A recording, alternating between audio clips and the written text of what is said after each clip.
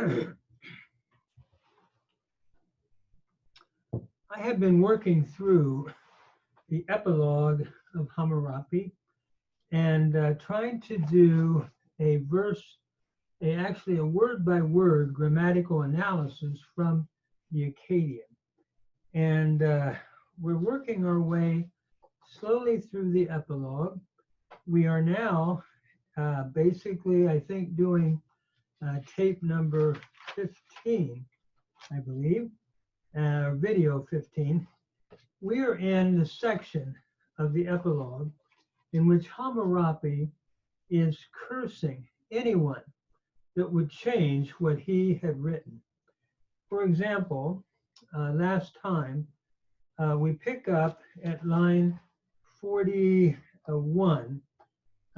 Let me just say this: if you're following me, I would encourage you to follow along on my short inductive Akkadian grammar based on the Epilogue of Hammurapi's code, with biblical parallels to the Hebrew scriptures and with New Testament application to Christ. I'm a Christian minister, and I'm working through this and seeking to relate it to the Hebrew Bible as well, as where I think it's relative to the New Testament. You can find in that work that I did an interlinear, literal, word-by-word translation of the Epilogue, in which we work through the Epilogue of Hammurapi. We give the literal transliteration, followed then by the normalization and a translation. And if you want to follow me along, follow along with me as I do the grammar, that would be great.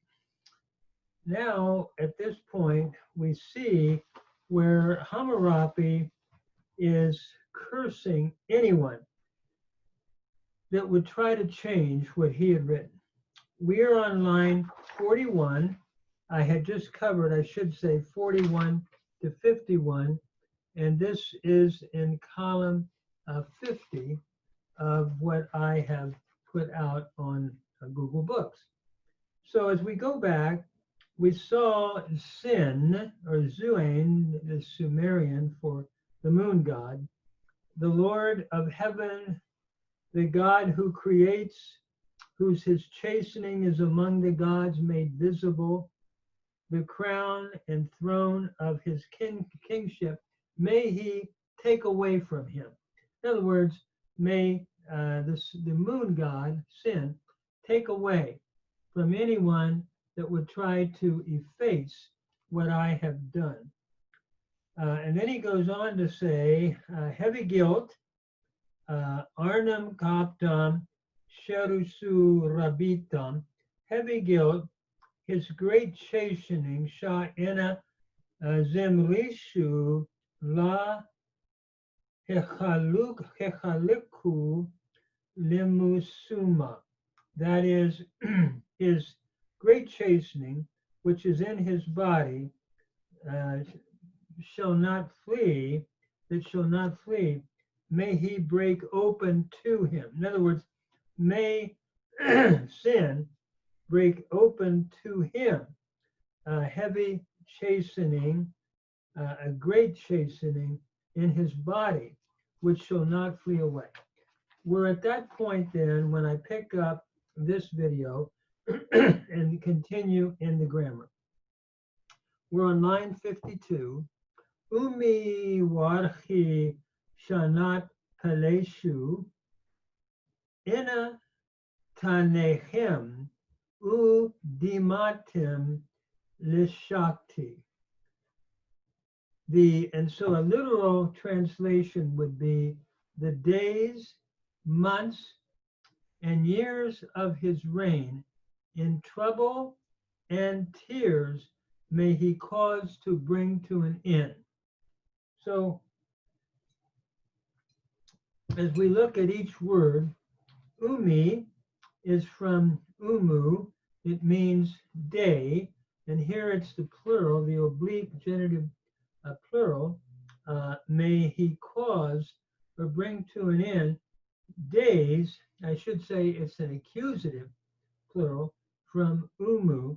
Notice in that oblique form, the final I can either be genitive or accusative. So days, may days, and then we have months be brought to an end as well. Notice ittu, that is the Sumerian word for month. It's repeated, putting it into the plural in Sumerian, and so we would translate it or we see it in Akkadian as warhi, that is months. The plural, again, accusative plural. So may the days, the months, be caused to brought to an end. May be caused to brought to an end, we could say days and months in the accusative. Shanat paleshu, and years of his reign. Notice here,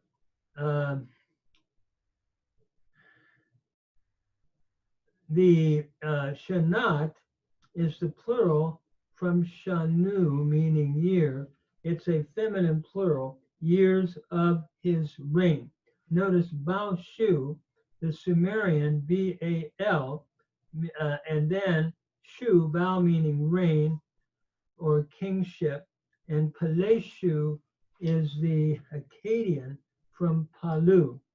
And so may days, months, and years of his reign in trouble, may they be brought to an end. That is, the days, the months, the years of his reign. Inna tanehim.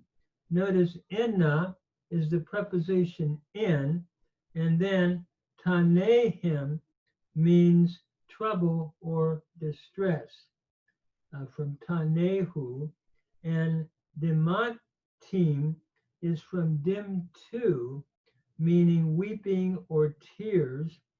Again, we have the genitive plural. Notice the at puts it in the feminine or in the plural, followed by im, which is your genitive here. So may he cause to bring to an end. That is, may the God sin cause to bring to an end the days, the months, the years of his reign in trouble and in tears and so forth. Notice the shakti is a shin precative, third masculine singular from katu, to be brought to an end. So notice that li here introduces the precative and the sha, the shin stem. So may he cause, literally, to bring to an end days, months, years of his reign in trouble and in tears. That's the way I would render the Akkadian here. And then we go on. Kamal sharutim lishatilshu. That is, kamal is a noun in construct with sharutim. That is the adversary of kingship. Notice it's from, as we said, kamalu, meaning adversary, and sharutim means kingship. So may the adversary of kingship, literally, may he permit to appear to him. Notice lishat tilshu is from the root natalu, meaning to appear. And here again, we have a shin precative, third masculine singular, followed by the pronominal suffix, third masculine singular in the shu. And notice as we look at this form, the shat tilshu, that the first T with the dot under it basically is indicative, I believe, of a one noon form, natalu. Sort of like in Hebrew, we have, if we wanted to say yintain becoming yittain, to give. He will give versus he will give, where the noon assimilates. And so the noon here of natalu, by progressive assimilation, really has doubled, or could I say has been caused to double by the influence of the T with the dot under it. So may he permit to appear to him. And that shu is just your relative pronoun. So following this precative, the sheen causative precative, he wants, again, the adversary of kingship to always be before this king that might change what Hammurabi has done. And then we move on in verse 59. Balatam sha iti mutim shitanu ana shimtim lishim shum. That is, a life which with death is constantly changing for a fate, for fate may he determine for him. In other words, may he determine for him a life which with death is constantly changing for fate, for the fate that he would have. Or he's constantly facing the potential of death. That's the thought I think that Hammurabi is getting at. Notice balat tam is an accusative singular from balatu, meaning life. Notice am introduces the accusative singular form, the am. And so life, which here we have the relative pronoun sha, iti mutim, with death, we have the preposition iti, and mutim from mutu, genitive singular meaning death. With death, shitanu is constantly changing. For his fate.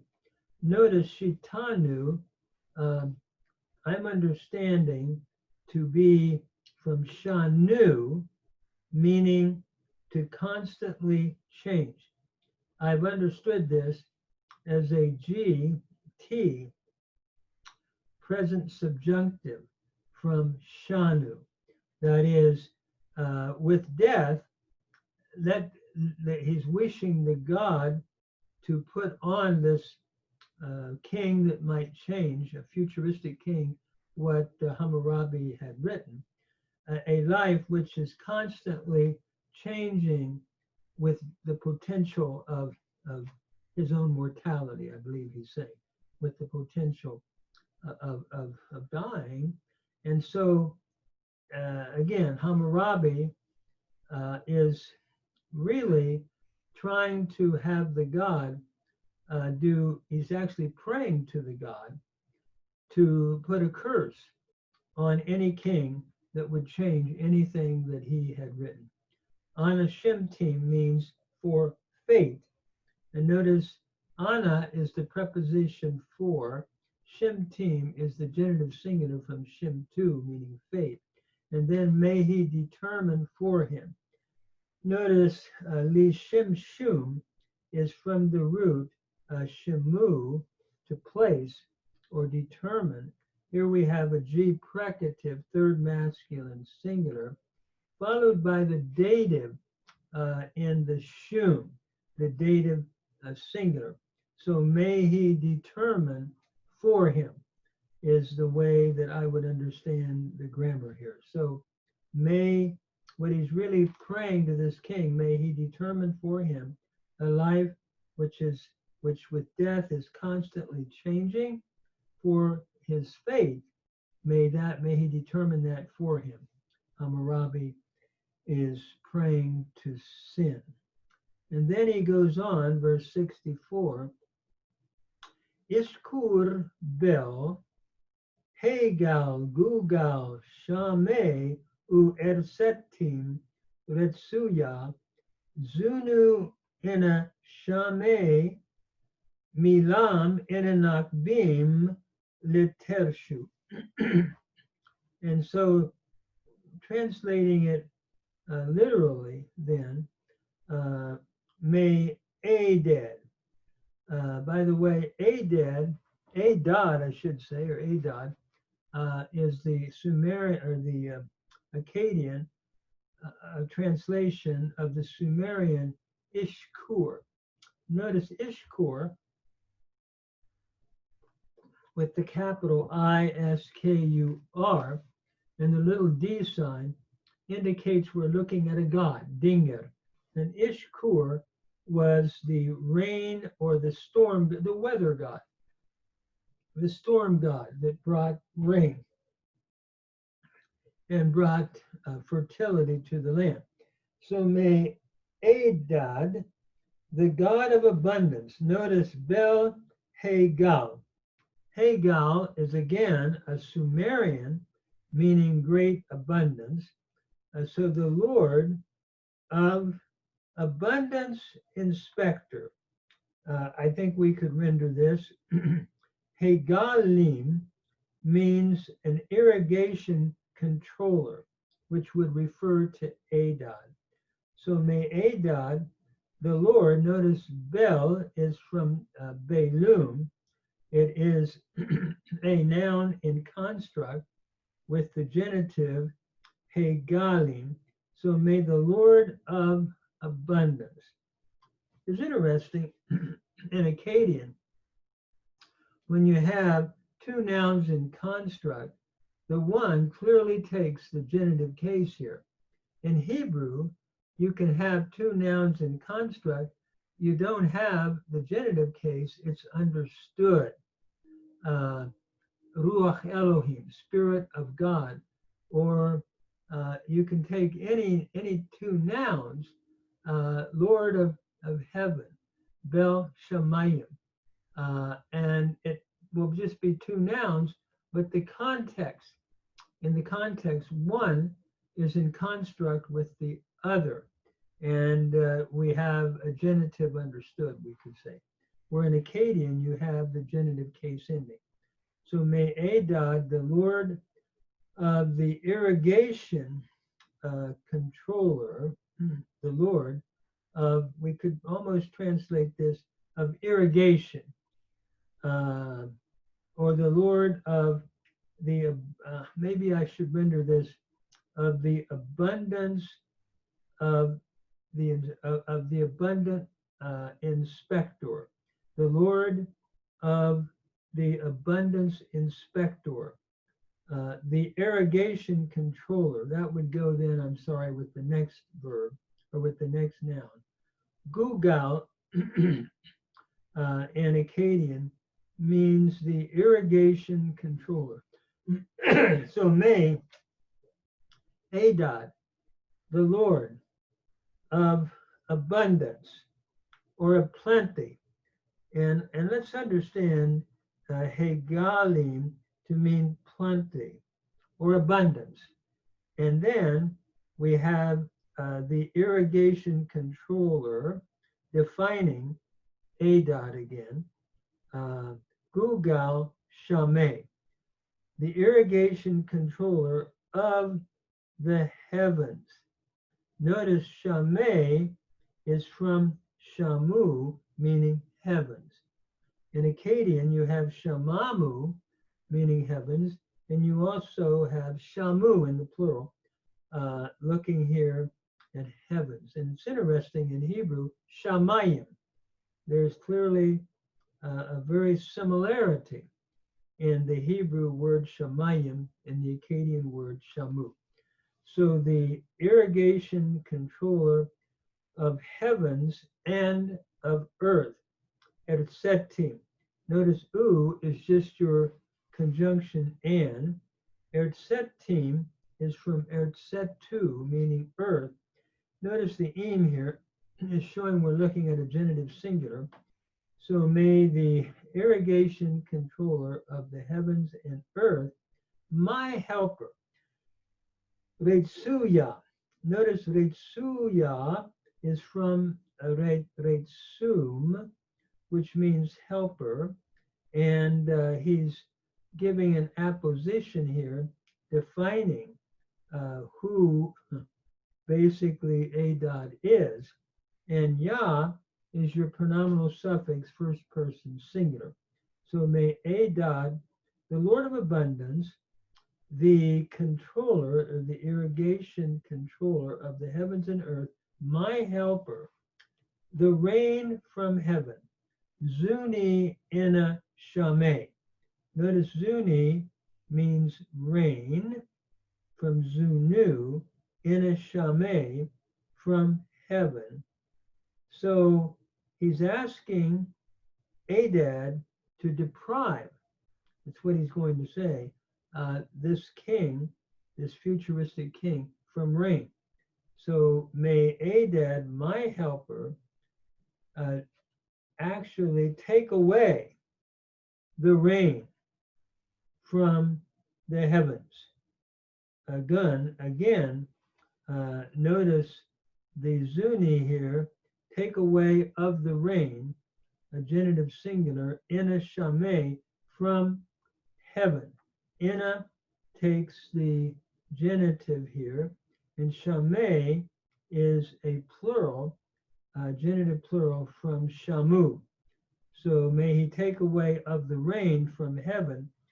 Furthermore, the high water in the spring, Milam ina Nakvim. Milam is an accusative singular from milum. So the high water from, ina, the preposition from, nakbim, from nakbu, meaning from the spring. Notice ina takes the genitive here in the im suffix, or the im affix. And then may he deprive him. Litershu. Litershu is from the root eteru, to take away. It is a G precative, third masculine singular from eteru, followed by shu, the pronominal suffix, third masculine singular. So may he take or deprive him of the rain from heaven, that is, the high water in the spring. So may his land become desolated without rain. I think that's the thought that Hammurapi is praying in terms of praying this curse. And then we move on to 72, line 72. Masu Hina Hushahim Ububutim Lechalik.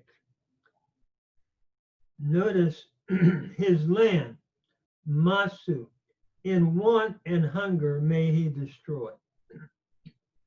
Masu is from Matu, meaning land, and it's followed by the pronominal suffix, the shu here. And when we have the T and the sheen, we change it, Akkadian, in transliteration or normalization, changes it to the two S's here. So his land, in want, notice inna is taking the genitive singular in hushachim, that is his land, in want, u bubutim, and in hunger. Notice bubutim is from bubutu, meaning hunger. So his land, in want and hunger, may he destroy. Lechalik. Notice lechalik is from chalaku, to destroy. And we have another precative, G precative, present from chalaku, may he destroy. And then furthermore, over his city, furiously may he thunder. Eli Elishu Azish Lissima. Masu anatili abubim liter. That is, over his city furiously may he thunder, and his land to the dump of a flood may he turn. May he turn the land of him to the dump or to the dissolution of a flood.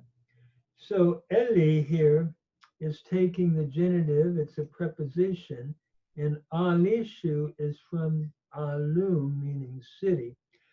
By the way, the Sumerian Uru, the capital U-R-U, means city, and Shu is your pronominal suffix, third masculine singular.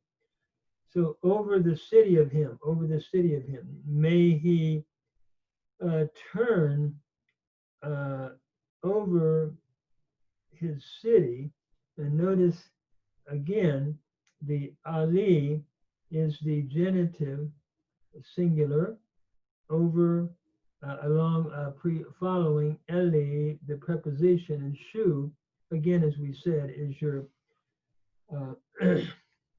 is your personal pronoun, third masculine singular. Azish is an adverb, furiously. So over his city furiously may he thunder, this sema, another precative, and ma, and his land, masu. Notice masu again is from matu, and again when we add the matshu, we end up with masu. The T and the sheen change to the two S's here. So may he thunder, and his land, and that su is your pronominal suffix, third masculine singular, put on this noun in construct with su. So may he thunder, and his land, anatili, to the dump of a flood, may he turn. May he turn his land then to the mound or the dump of a flood. Notice anna here is the preposition that takes the genitive in tili from tilum, meaning dump, or we could render it desolation here, like a ruin, a mound of ruin. And du is the Sumerian du 6, capital DU6, for the desolation or dump of a flood. Abubim is from abubu. Notice it is a genitive singular with the em ending going with the noun in construct, tili, to the dump of a flood may he turn. And liter is another precative, third masculine singular from taru, to turn. So what actually Hammurapi is saying here in this particular final aspect of these lines, he's asking Adad, the Lord of abundance, the controller of irrigation of heaven and earth, his helper, to withhold, actually, to take away the rain from heaven and the high water that would be in the spring, and to deprive him of it, this future king. And his land, he's praying, may it be in want and hunger, and may he lose it, or may it lose, that is the land, or be destroyed. May he destroy it, we could say, in want and hunger. Over his city furiously then may he thunder, and his land to the dump of a flood. So not only do we have a deprivation, but we now have a flood as well. To the ruin of a flood may he turn his land. So this is the curse that Hammurapi is praying to Adad concerning any king that would seek to change what he had done. And so as we look at this text, it's amazing when you see how he's constantly calling to different gods to judge anyone who would change what he had written. In other words, he wants his laws to be perpetual, to be eternal. And this is, I believe, the context of what's happening here with Hammurabi's, first of all, boast, and now his curse of any future king or ruler that might try to alter what he had written. I'm going to stop here, and we'll pick up in line 81 next time, and just try to continue through this epilogue. And that way we'll have an inductive grammar to the best of my understanding, along with what we put out in a written form. Thank you very much.